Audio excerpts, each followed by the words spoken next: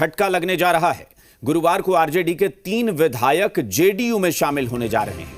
लालू प्रसाद के समधी और परसा विधानसभा सीट से विधायक चंद्रिका राय, पटना के पालीगंज सीट से विधायक जयवर्धन यादव और दरभंगा के केवटी से विधायक फराज फातमी गुरुवार को जेडीयू में शामिल हो सकते हैं। दोपहर 2:30 बजे तीनों एक साथ जेडीयू में शामिल हो सकते हैं। ये आरजेडी के लिए बड़ा झटका माना जा रहा है, क्योंकि हाल के दिनों में ही 3 अन्य विधायकों ने, जिनमें 2 पार्टी से निलंबित हुए, उन्होंने जेडीयू का दामन थामा है। अब एक बार फिर से 3 विधायक जेडीयू में जा रहे हैं, यानी कुछ दिनों के अंदर में ये दोहरा झटका आरजेडी के लिए है और आधा दर्जन विधायक यानी 6 विधायक जेडीयू में शामिल हो रहे हैं।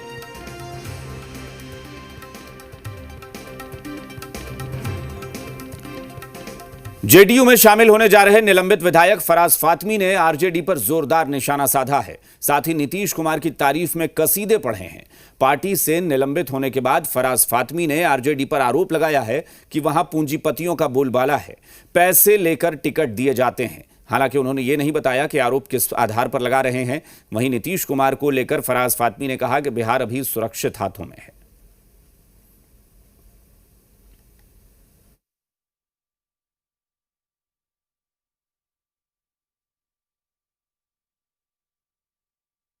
एक साल पहले से ही जब हमारे पिताजी जो आरजेडी में 30 साल उन्होंने सेवा किया पार्टी का और दिन रात लग करके पार्टी को जिंदा किया, नींव रखी पार्टी की, जब वो पार्टी उनकी नहीं हुई, मतलब उस ज़माने में टिकट का किस तरीके से बंटाधार हुआ, बंटवारा हुआ, उसमें उनको हटा करके उनको किसी और को टिकट दे दिया गया। और जहाँ तक शहर में खबर है, मैं ज़्यादा उसकी पुष्टि नहीं करूँगा, लेकिन शहर में है कि पैसे से भी टिकट का बंटवारा हुआ।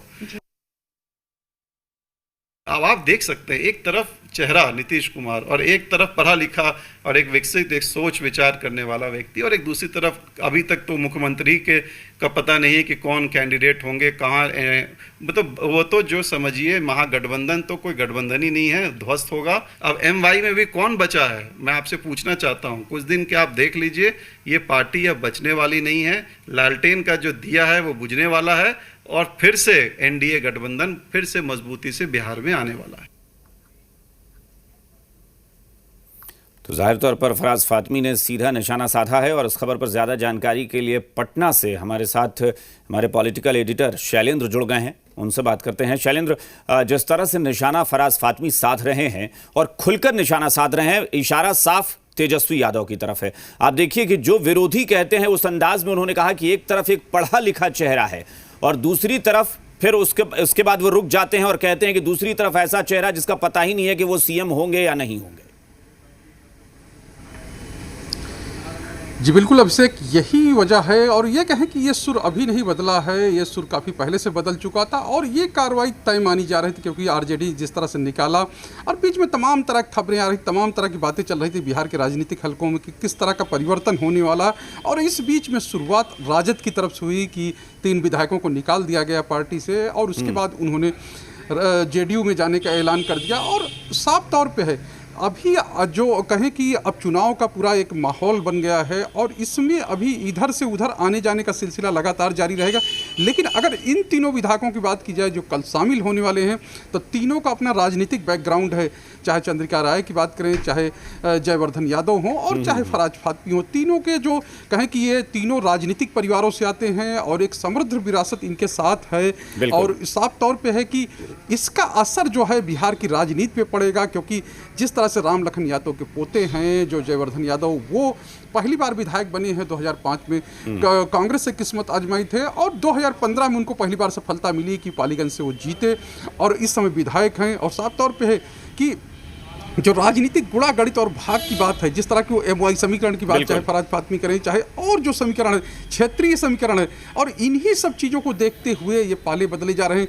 क्योंकि जिस तरह से श्याम रजक गए थे, श्याम रजक के मन में भी बहुत दिनों से एक कसक चल रही थी कि आखिर हमको क्या करना चाहिए, हमको किस तरह से किस स्थिति में रहना चाहिए। और अंत में उन्होंने एक फैसला लेने का जो कोशिश की। लेकिन शैलेंद्र, क्षेत्रीय समीकरण होता है कि वो अपनी सीट पर अगर कैंडिडेट को लगता है कि हम दूसरे पाले में जाएंगे, वहां जीतने की गुंजाइश होगी, तो वो जाना चाहता है। लेकिन साथ साथ एक समीकरण यह भी बदल रहा है कि जो कहते हैं कि जातिगत समीकरण होता है। आप देखिए कि लालू प्रसाद यादव की पार्टी से वो लोग निकल रहे हैं जो लालू प्रसाद यादव की जीत का या उनकी पार्टी को मजबूत बनाने का आधार थे। यादव विधायक, आप देखिए यादव विधायक निकल रहे हैं, मुस्लिम विधायक निकल रहे हैं, और यह सबसे बड़ा झटका आरजेडी के लिए है, जिसको फातमी बार बार कह रहे हैं कि अब समीकरण बचा कहां।